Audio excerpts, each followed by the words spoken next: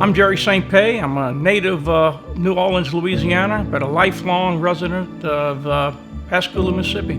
Yeah, I grew up in the Ninth Ward of New Orleans, and clearly by the standards of the 30s and the 40s and the 50s, we grew up in a very poor environment.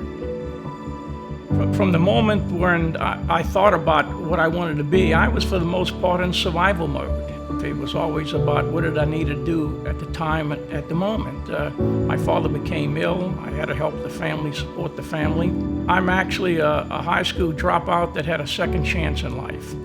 I was working on a newspaper in New Orleans that in 1958 sold out to the competition. With the help of some friends and some mentors, I landed a job on a newspaper here in Pascagoula. In its heyday, the Chronicle-Star was clearly one of the most progressive, most respected small-town newspapers, not just in Mississippi, but across the country. The paper went on to win a Pulitzer Prize in the early 1960s, stood tall in opposition of those that were resisting the integration of James Meredith at the University of Mississippi. I'm standing right now about where my desk was back in 1958. Brings back a lot of memories.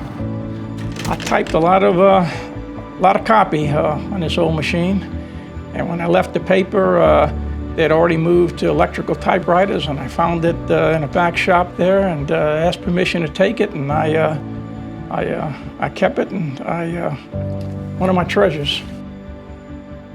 Covering the shipyard was part of my assignment, and in the course of that relationship, I came to know quite a few of the people in the management organization, including someone who became one of my mentors later in life by the name of A.C. Skeeter Weeks, who ran the public relations department at Ingalls Shipbuilding. And late 1960, he offered me a job to join him in the PR department. Decided to take it. With the christening of each ship, we cast a coin that we gave out to all the guests at the christening ceremony. And so these coins clearly are, if you will, a history lesson in ships that were built by the company back in the 60s, 70s, and the 80s.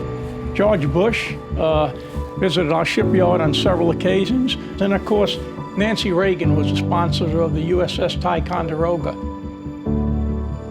The shipyard has always been, since its arrival here 80 years ago, a prominent impact on this community. Whatever credit may have come my way during my 40 years of association with the shipyard, including 16 as president, came my way only because of my association with Ingalls.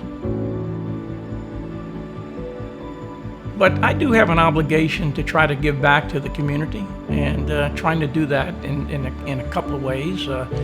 Serve on the Chamber of Commerce, serve on the United Way of Jackson County, and so considering the blessings that I've had, if I live another 80 years, I still will not have given back a portion of what this community has given me and given my family.